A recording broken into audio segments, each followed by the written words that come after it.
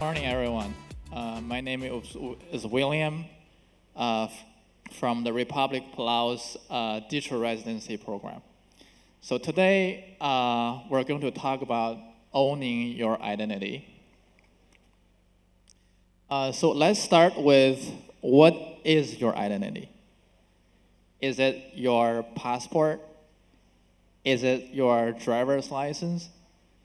Is it your social status or your face recognition, or is it your retina or your eyes, right? So if you have scanned your eyes, probably you don't have control of your own retina anymore. Like if you check into hotels, they ask for your passport or your ID. So let's talk about what are the problems of the current identity system. One of them is restriction. The second one is overexposure. So what is restriction, right? Like if you have a Canadian passport or US passport, you probably don't feel traveling around the world has any limitation. But if you carry like a Chinese passport or a Philippine passport, then you have to apply for visa. Basically 70% of the country in the world. But if you carry a Canadian or US passport, you may already feel, especially in the Web3 space, right? You have limitations for access to different kind of financial institutions, right? Like you guys, the Binance or other exchanges exiting Canada market, or they don't serve US citizens, just because SEC is pretty strict on the exchanges, but they cannot punish their own citizens because it's their freedom to choose what kind of platform they want to trade on. But they can punish the platforms, which in a way also limit your access. And Turkish citizens, for example, also don't have access to interactive brokers, so they cannot buy gold-related stocks. And for Argentina, for example, they don't have free access to US dollar. So all around the world, we're seeing like different citizens from different kind of the world have limited access to different source of financial instruments or financial access to different stuff. And the third one is for global collaboration, right? We're seeing like something we may feel is pretty normal. Like if you're registering like a patent, for example, right? Like we feel it's normal to register in US and then in Canada and then in all the 200 countries in the world. But if you think another way, it's actually not necessary, right? Why can't you just register a patent and it works all around the world, right? And let's talk about overexposure. So when you walk into a bar, right, they need to verify if you're over 21 years old.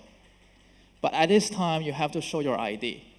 So they know whether you're 38 years old or 45 years old, even though you don't want them to know your exact age. Or if you buy a ticket or like anything online, you have to insert your, everything about yourself, even your home address. So if you feel not comfortable about it, you're not alone. And there's also bias assumption, right? When you apply for a job, you have to upload your resume. And then from your name, they can see whether you're Asian or black, or Muslim. And then people have different discriminations on race, on gender, on anything, right?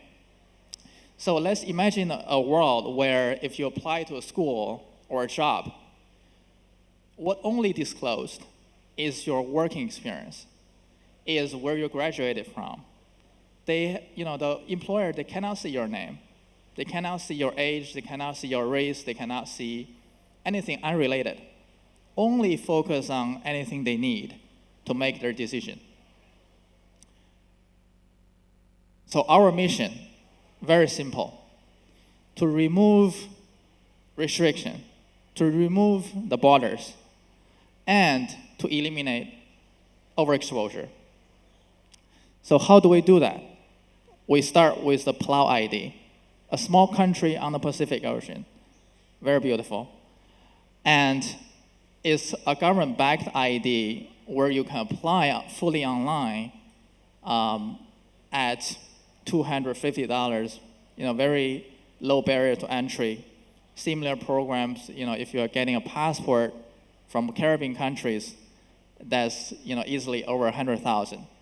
So getting this ID, and then we also have other affiliated services like a physical mailing address, and also a Palau phone number where if you log into a lot of the financial platforms, they ask you to do the 2FA, right? So with this ID, we cannot solve everything at the same time. We cannot solve your visa problem, the global collaboration, but we can do step by step, right? So the first step is to get you access to the financial services all around the world. So with the Palau ID, you can log into exchanges, you can register on brokerage account, you can get access to banking, overseas banking that has access to dollars, to euros, to different sorts of currencies. And then what about the overexposure, right? So we're doing that by the RNS DK KYC. So how does it work? In your wallet, you have the options to choose what level of exposure you want to expose. Whether it's minimum or standard or all. So you have the option to choose what kind of claims do you want to disclose, right? Is over 21 true or false? Over 18 true or false?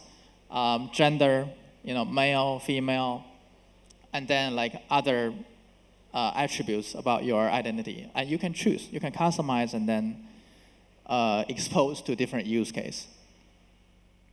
So this is a soulbound system that we have about the issuer, the registry, and how does the holder verify with the verifiers.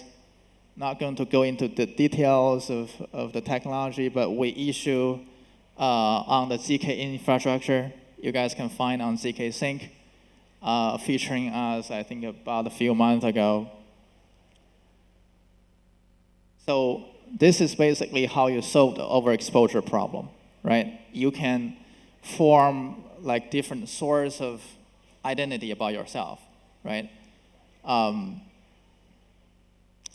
Whether it's a social ID where you have your Twitter accounts, your Instagram accounts, different accounts about yourself, that is just your social ID, right? And then your professional ID, where you only have your working experience, where you graduated from, your recommendation letters, that's anything related to your professional only, right? It doesn't have your race, your age, whether you're pregnant, it doesn't have that information. And your citizen ID, right? It is only your legal ID, which is having the legal requirement, a government ID requirements, like your driver's license or something. And you can also have your financial ID, your finance ID, right? Where you have your refinancing information, where you have your salary information, where you have your credit report, your credit score, right? It's basically you have 7 of yourselves, and you can choose to, expose which ID you prefer to expose to the other side. So that's what we called the minimum disclosure for constrained use.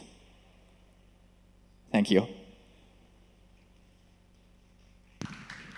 Thank you, William of RNS.ID.